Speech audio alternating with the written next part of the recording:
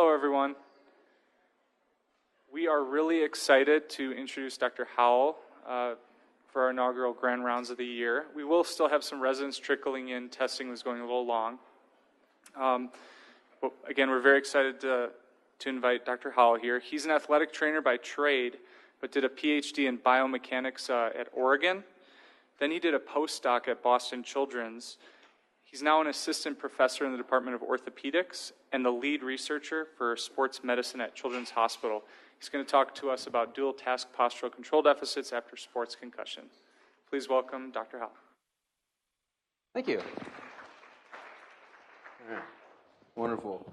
Thank you all for being here. Can you hear me okay? I tend to shout when I get excited, so I'm going to move this down a little bit. It is an honor to be here. Thank you so much for the invitation. I'm excited to talk to you a little bit about what we're doing in ortho and in sports medicine over at the Children's Hospital, a little bit about kind of the journey I've been through to get here, and hopefully this will foster some collaborations on campus.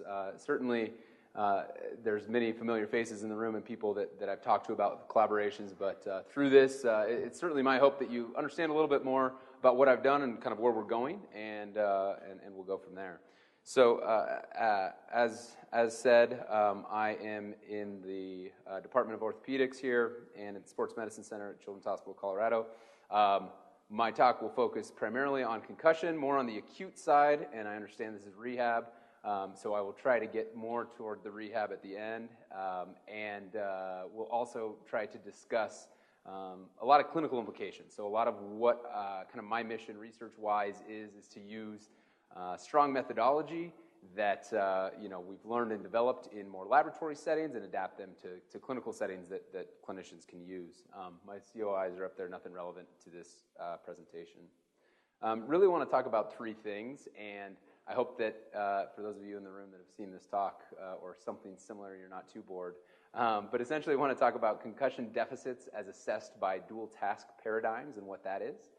Talk about recovery timelines for some of these more advanced metrics relative to other kind of established concussion clinical tests that you may or may not use in your own practice if you see those kids with concussion.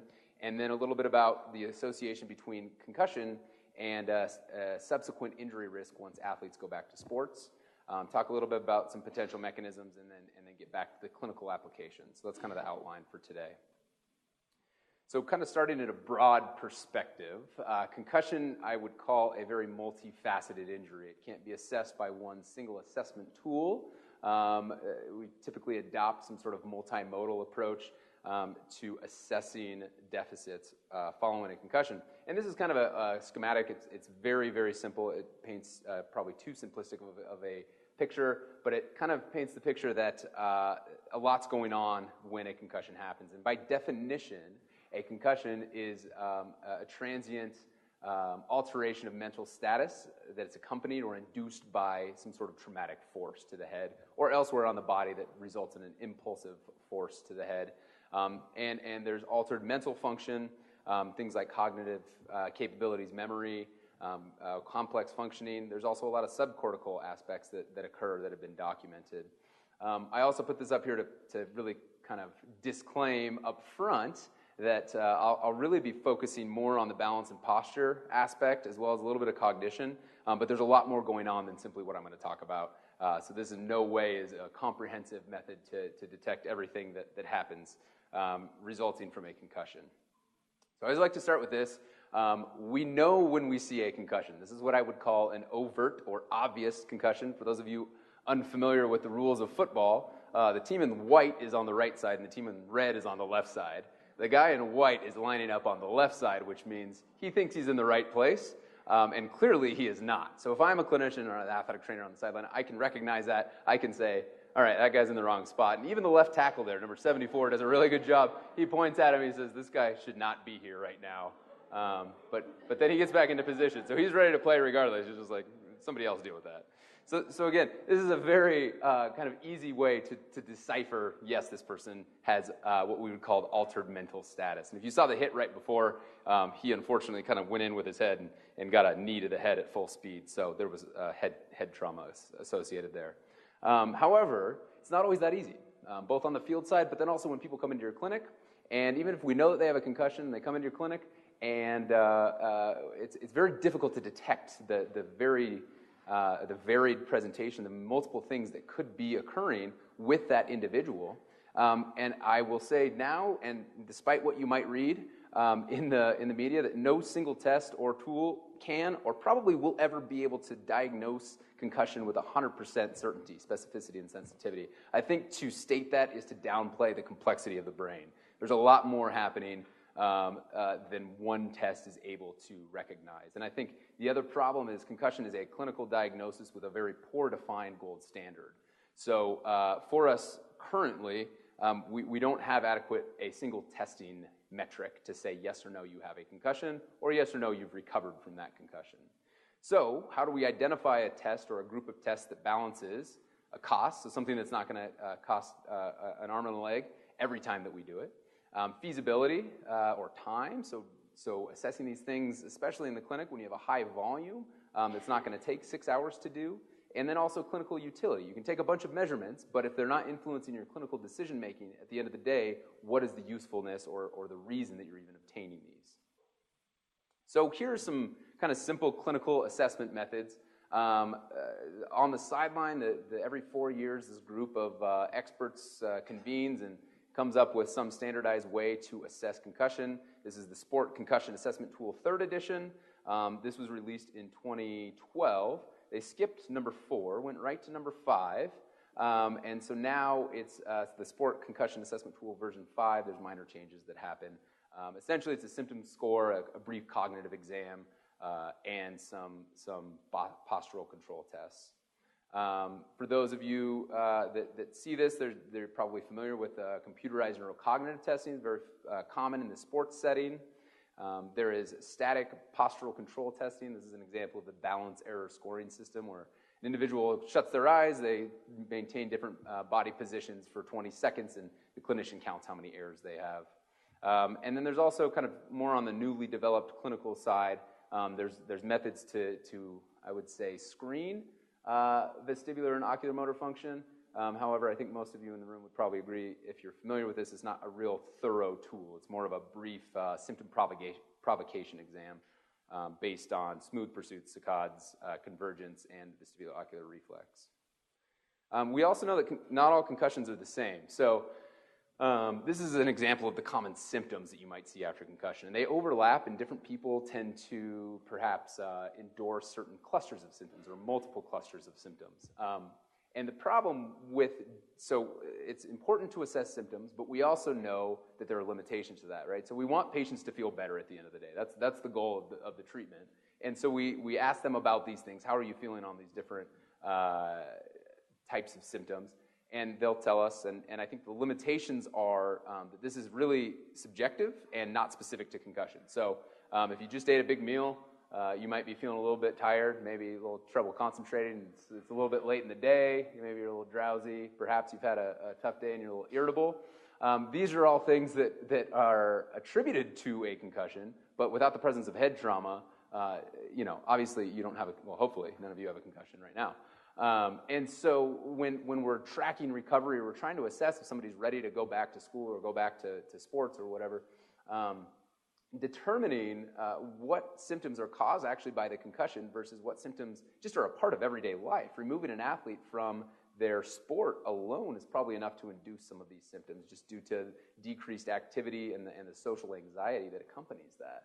So again, this is just one of the limitations of using symptoms alone.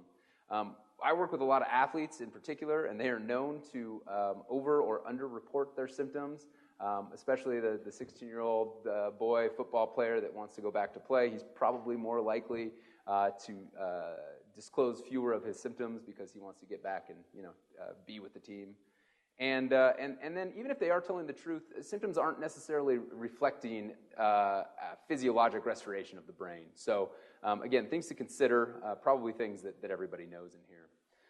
Of the different tools that we commonly use, so this is a study that came out last year from the NCAA DoD CARE Consortium. There's something like 40,000 collegiate student athletes tested a year apart, and essentially found that common assessments that we use to assess concussion have less than optimal reliability. So this speaks to me that there's more work to do.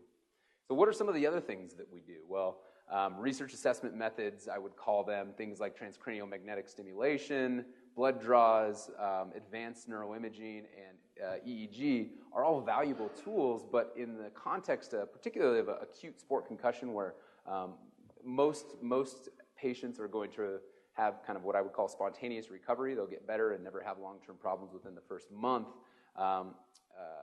These are probably not warranted just due to their expense and the time required to both acquire them and process them, analyze them, and actually have them ready for your kind of clinic note. So again, just to kind of reiterate, there's a lot of tests that are available for clinicians, but their reliability may not be ideal. We use these more sophisticated measures, and those may be more reliable, but they're not really clinically pragmatic. So how do we balance these different things? And this is kind of a long-winded way to bring us to postural instability.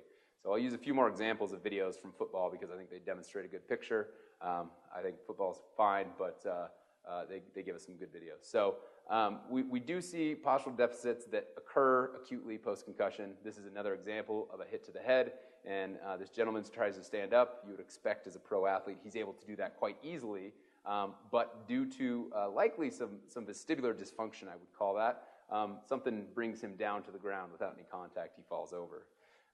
Using kind of our traditional metrics of clinical assessment of balance, a balance error scoring system that I mentioned earlier, typically people resolve, they get better in their ability to balance within 3 to 5 days. But there are some limitations with that test. So as I mentioned, all you're doing is you're looking at somebody and you're saying, oh, that's an error, that's an error, that's an error. But if what I say versus what anybody else in here says is an error, that may differ. So there's problems with clinician interpretation.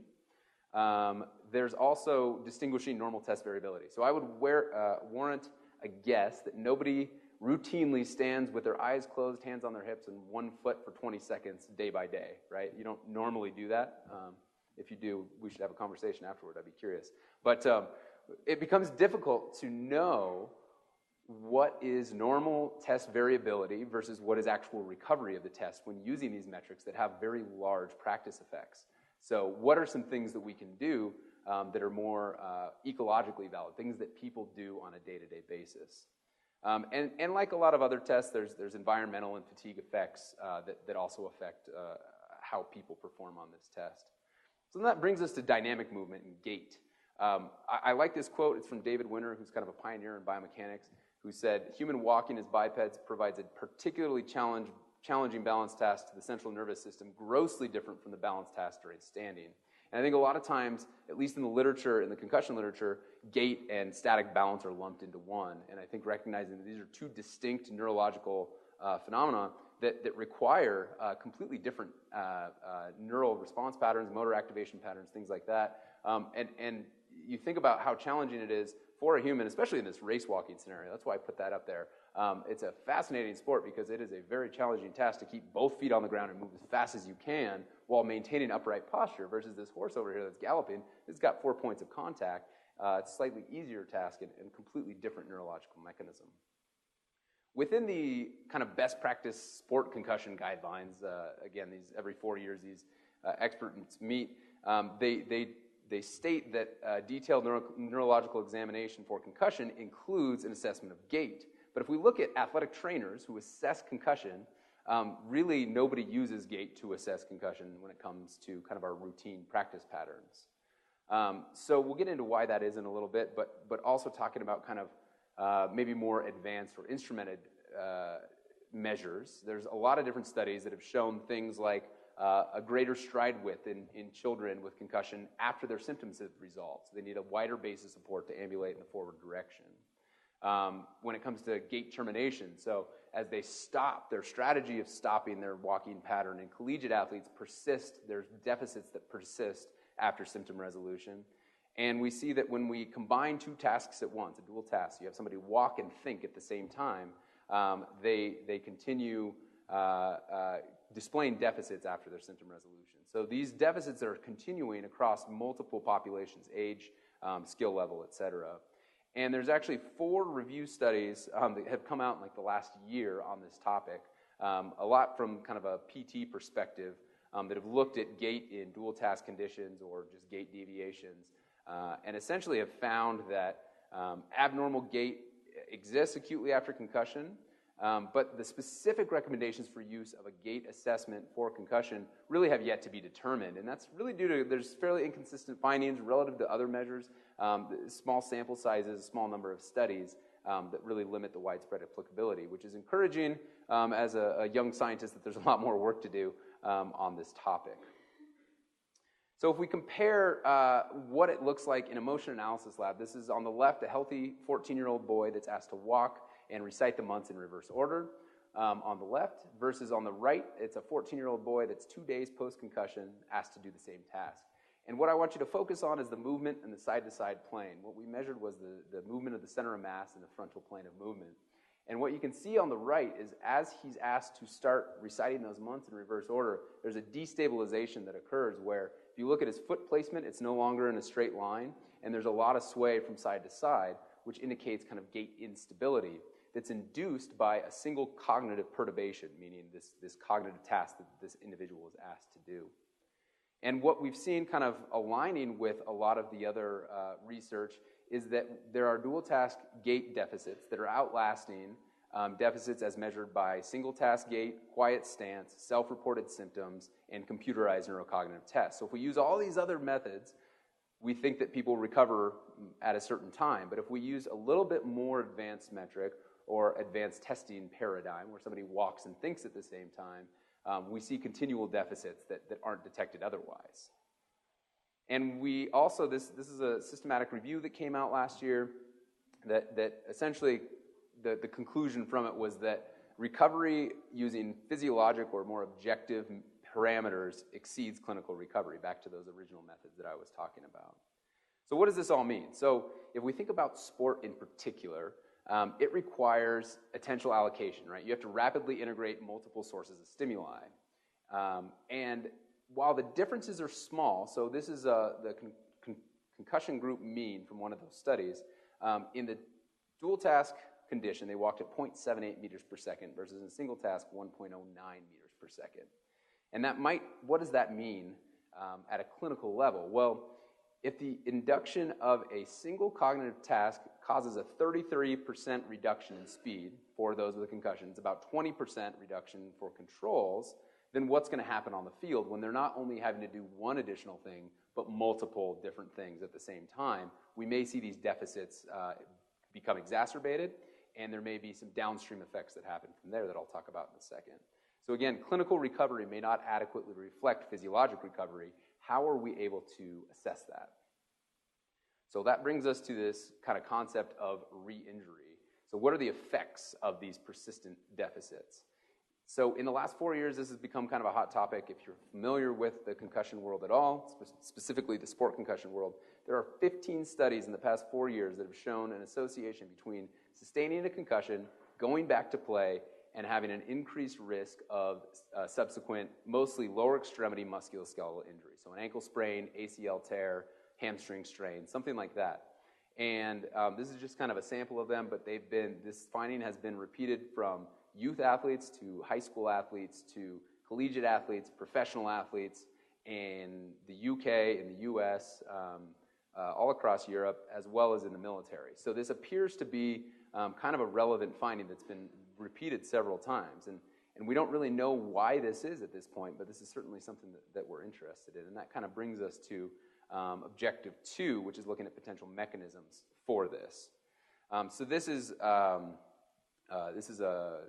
meta-analysis that just came out a month ago or so in the American Journal of Sports Medicine. And I love meta-analysis and I love forest plots for the reason, if you don't get into it, they're really exciting, I promise. The picture of the, let's see, 5 studies that they were able to compare and look at the odds ratio, essentially all of them but one showed this positive association between sustaining a concussion, going back to play, and getting a subsequent injury. You pool that across all the studies, and that odds ratio is 2.1. So essentially the odds of, if you sustain a concussion, you go back to play, your odds are 2 times greater of sustaining another injury versus if you hadn't had that concussion in the first place. Now, why is this? Well, it's really hard to say. I think that we're kind of thinking as a research group that if we know that motor impairments exist upon return to play, so there's some sort of neuromuscular deficit that exists, independent of a concussion, if you have a motor impairment, that's probably going to increase your risk for sustaining a concussion.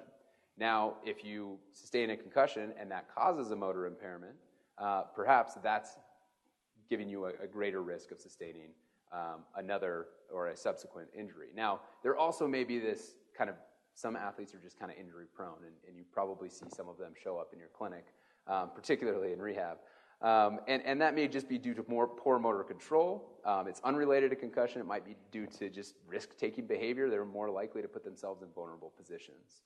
And one study did find that an athlete with a concussion has an increased likelihood of lower extremity injury both prior to the injury and after the injury. So again, we're not, by no means is this proven, but it's certainly interesting data to consider. And I found this on Twitter, so Twitter can be a good tool sometimes. And I think that this is a kind of a good way to picture how complex something as simple as passing a ball in soccer is. And this is actually from a soccer club, I think in Scotland. And it had to do with screaming parents on the sideline and distracting their kids, which is probably not related to this, but perhaps. And so, you think about the decision to pass and all of the different elements that go into that. And again, it's more than a dual task. There are multiple different things where they're having to judge both their own body position, the opponent, their teammate, what to do with their muscles, how to get it to them, what direction, where, accuracy, speed. Who do I pass it to? Is that teammate rubbish? I like that. Makes me know that it's from across the pond. And so where we kind of went with this was trying to assess gait deficits post-concussion. So we took, kind of to orient you on the y-axis on this, is the mean change across time from assessments before return to play versus after return to play. And we looked at, again, the center of mass sway during dual task walking. So before individuals go back to play, they were getting better. Essentially, they were reducing how much they swayed from side to side. Then they go back to play after their concussion, and there's a worsening that occurs. So they start to move more, indicating more gait instability, whereas controls stay relatively similar. We saw a similar phenomenon for single task walking, but not to a significant degree. So the conclusion from this was something's happening when they go back to play. Their gait stability is decreasing. And so we reviewed this in a scoping review for sports medicine and kind of looked at all the potential mechanisms. And really the theory being, and again, I will emphasize theory, we're hoping to get more data on this in the near future. But essentially, we're not testing for kind of neuromuscular or dual task deficits, and that may modulate the risk of experiencing another injury after a concussion, and these two things may be associated. So then we took a cohort of patients that we saw, this was during my postdoc at Boston Children's Hospital, and assessed them within the first 2 weeks of injury, followed up with them at return to play, which was about 40 to 50 days post-injury on average, and then followed up with them a year later and said, did you go back to play in sports? And if you did you sustain another injury? And grouped them based on those two things. So the gray group is that they did not sustain an injury. The black group is that they did. And what we found was, as you might expect, all their symptoms got better. They were cleared to return to play. All good if you're just assessing symptoms. But if you look at the dual task cost of gait speed, and this is a measure I haven't explained yet, so how much do you change between single and dual task conditions? So when you're walking just normally, say you walk at 1.2 meters per second, you add a cognitive task, you have to slow down to some degree. Maybe you have to slow down all the way down to 0.6 meters per second. You would have a 50% dual task cost, meaning you have to slow down by, or I guess 100%. So what we found is that the group that did not sustain a subsequent injury at both time points, both when they were first assessed and then when they were returned back to play, had to slow down by about 25%. Whereas the group that did go on and sustain a concussion, a subsequent injury after their concussion, got significantly worse, where they came in at about 17% and worsened back to about 25%. So there was a worsening that we found in that one group. Certainly no between group differences. So these findings are caution a little bit of, warrant a little bit of caution. It could just be a regression to the mean, but certainly something to kind of build upon. And then this is a grad student that I'm working with at the University of Delaware. A similar type study, but instead of post-concussion, actually had baseline data. So before their injury, how fast did they walk? And then when they went back to play, how fast did they walk? And what was the difference between the two groups? We saw no difference at baseline, but then when they went back to play, the group that went on to get an injury had a significantly slower dual task gait speed. So again, this may be a method to kind of screen for future injury risk, which is essentially what I've said here. So these persistent, what I would call at this point, subclinical deficits may be associated with an increased injury risk. There may be other potential factors that I've mentioned, pre-existing attentional deficits, different personality traits, risk-taking behavior, things like that I've mentioned may also modulate this. So certainly this is one area of investigation, but not the only thing that we're looking at right now. So finally, in the last, oh good, I'm well on time, last 10 minutes or so, I want to talk a little bit about, so these are things that we're assessing and obtaining in the motion analysis lab or using instrumented sensors in the clinic. How do we bring this to a more kind of clinically pragmatic assessment technique or paradigm? So again, the limitations of instrumented gait, motion capture system is a fantastic tool. I'm a big proponent of it, but it's probably not real feasible on the sideline, for example. And I think 200,000 is probably being pretty generous of how much those are now.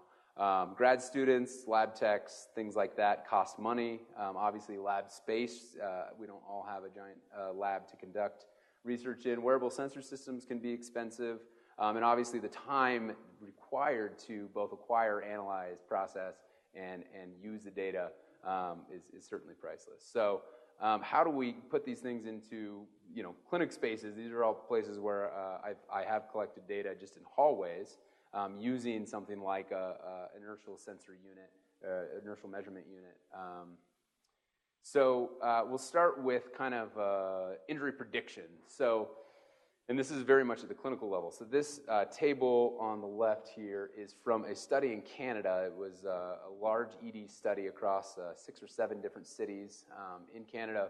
And they took essentially all these different clinical measures and said, which one of these predict those kids that are going to go on and experience symptoms that last longer than 28 days? So that would be kind of what we would classify as the turning point of maybe management strategies change, need referral to a rehab physician or something like that, where what are the factors that are going to help us predict who those individuals are? And they found 9 different factors, one of which is actually quiet stance, so just standing there, this balanced error scoring system. So if an individual committed 4 or greater errors in this tandem stance, so they're standing with their feet like this, hands on their hips, eyes closed for 20 seconds. If they commit 4 or more errors, that was one of 9 things that significantly predicted whether or not they would go on and experience long-term symptoms. And again, this is from the emergency department setting. I forgot to mention that. So I think that this is, again, their postural stability, even at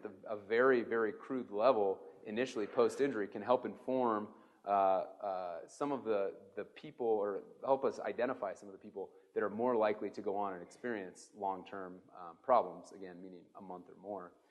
We then validated this using a sports medicine clinic, so this is up to 10 days post-injury, who's going to go on and get it, persistent symptoms. And again, this was actually one of 2, both the endorsing fatigue as well as this best stance, both significantly predicted whether or not individuals would go on and have persistent symptoms.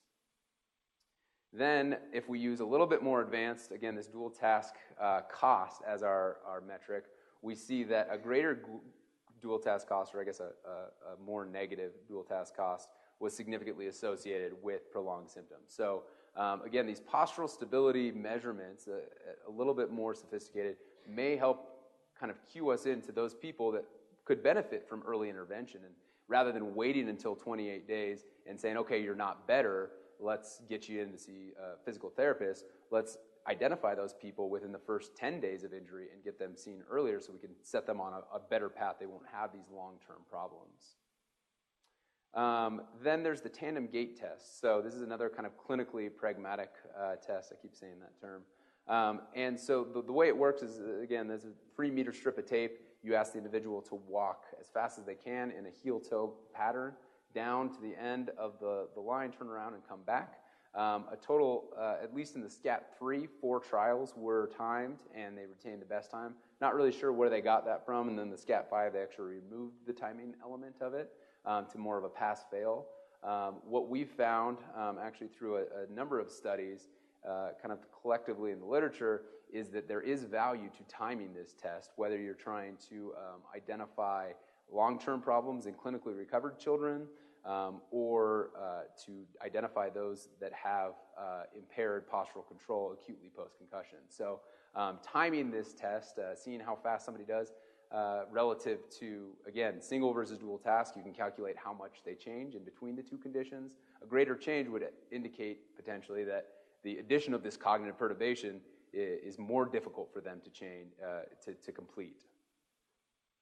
And then we also found that if you compare single versus dual task tandem gait time, this is a group of acutely concussed athletes versus a control group. If you just do the single task comparison, at 72 hours post-injury, there's a deficit that statistically resolves within a week. If you add just a simple dual task, again, reciting the months backwards, spelling a word backwards, or doing a simple arithmetic subtraction by 6s or 7s, you see those deficits that persist for a longer period of time, up to about a month post-injury. And then this is another one that just came out this year that looks at tandem gait versus BESS. So how do we distinguish between these different postural control tests? So if you assess postural control with the tandem gait test, the concussion group up in the upper left there, and I don't have a pointer, but that upper right chart there, at baseline, that's time 1 versus time 2, which is within the first day of their concussion, there's a significant worsening, meaning the athletes took longer to complete the tandem gait test, whereas controls assessed at 2 time points really didn't change. Same with both the BESS and the modified BESS. The modified BESS just removes the foam stance.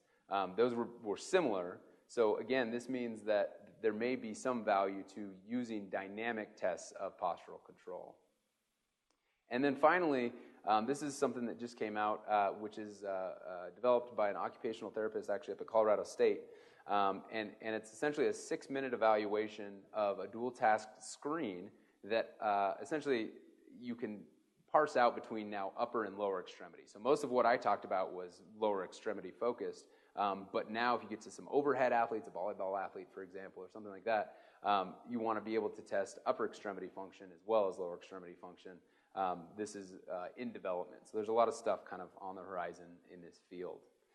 So then what do we do with this information? So what we're working on right now is using aerobic exercise as a treatment method for concussion initiated within the first 14 days post-injury. And we're taking measures of symptoms, cerebrovascular function, as well as single and dual task gait as an outcome measure to determine whether or not objectively people are recovering and how that aligns with symptom recovery using kind of what I would call a pseudo-randomized exercise intervention. So we're comparing exercise test and a recommendation based on that exercise test versus just kind of usual care. Just do whatever your physician tells you.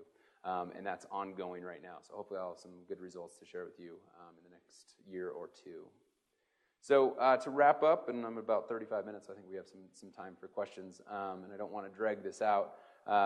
So I probably beat a lot of these to the ground here, but again, objective information I think is going to be more useful in a lot of contexts than subjective, asking people how they feel, as well as some of these subjective kind of evaluations of postural control. And back to this goal of how do we combine practicality, cost, and clinical usefulness. So I think some of these different assessments may be able to help us achieve that.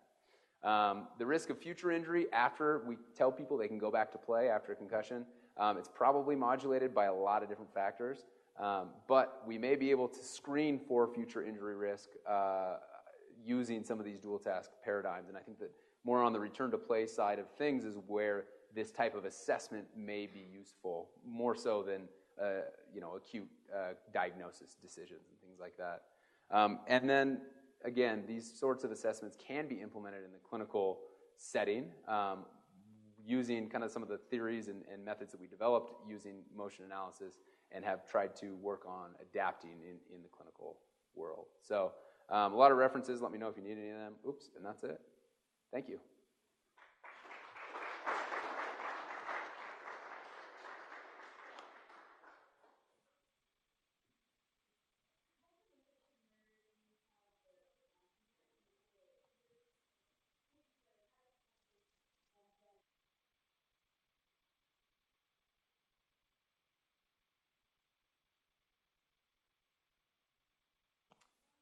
So we assessed individuals within the first 2 weeks of injury at their initial assessment, and then at return to play when they were cleared to return to play, which was about 42 days on average, I think, so about 6 weeks. And this is from a specialty kind of concussion clinic where typically we saw a little bit more severe cases, so take that for what you will.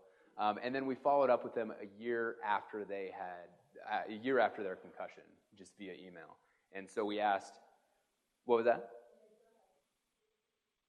Yeah. Yeah, so, and again, the compliance rate was pretty good. We had about 70 people respond, 70% of people respond, and essentially just asked them, did you go back to playing sports? If you did you get hurt during those sports? And I think, and I don't know the number off the top of my head, but somewhere around about half, maybe less than half, 40% or so did end up getting an injury. So again, trying to distinguish what the factors are that relate to that. And then I think the next step, what we're working on right now, is developing methods to prevent that. So again, this phenomenon exists. Now, can we implement some sort of injury prevention program at return to play as a part of kind of our return to play protocol that will help kind of stave off that risk of another ankle sprain or something like that? Yeah.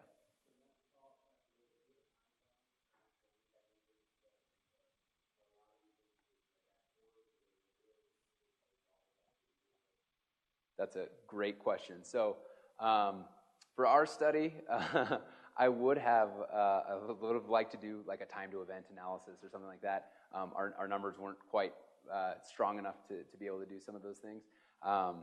In the literature at large, what you would expect is that there's a deconditioning effect, for example. They go back to play and it's the first maybe 2 months or so that's the most vulnerable time. I think 2 or 3 studies, actually, if you look at different time frames, so if you just break it down by the first 6 months, there's no significant increase in injury risk. But if you span it out to a year, then that is when the significance comes. And then actually, a study that was just published this year with military personnel expanded all the way out to 2 years and found at 2 years there's still an elevated risk of subsequent injury. So these deficits or whatever's causing this risk is not a transient thing. And again, I would have not seen the data, would have expected it's largely due to deconditioning, but that doesn't appear to be the case. Yeah.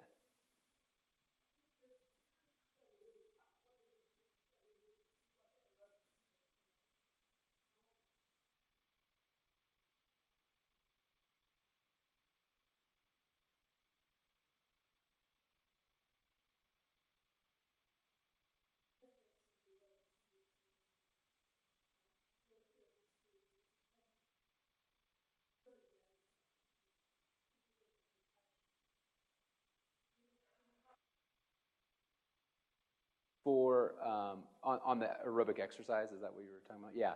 So we know that, at least theoretically, that concussion induces cerebral decibel regulation. So we aren't able to regulate cerebral blood flow adequately.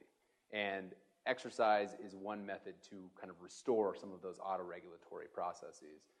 So at least from a symptom perspective, we see that in patients that have persistent post-concussion symptoms, meaning we start implementing an exercise intervention at maybe 3 months post-injury, those that continue to have symptoms, those individuals benefit, at least their symptoms kind of start to resolve. So what we want to know is if we move that time frame up, based on some safety studies, we know that it's not going to affect how long, well, at least preliminarily, there are a few studies that exist that show that if you assess people within 10 days of injury and do an exercise test and start an exercise intervention, their symptoms aren't going to get any longer or more severe.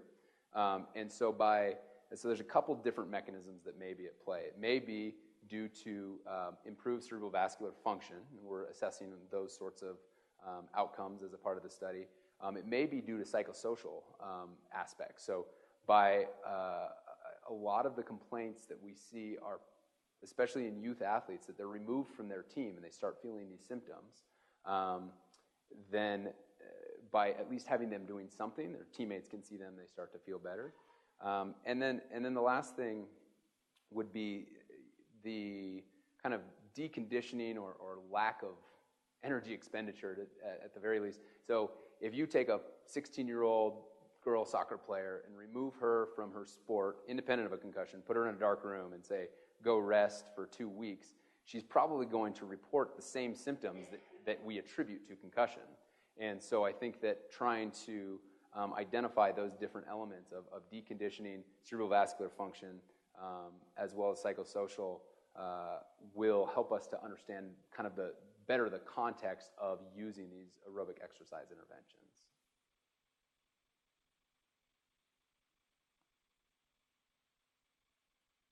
Any other questions? All right. Well, thank you all so much for coming. It was a pleasure.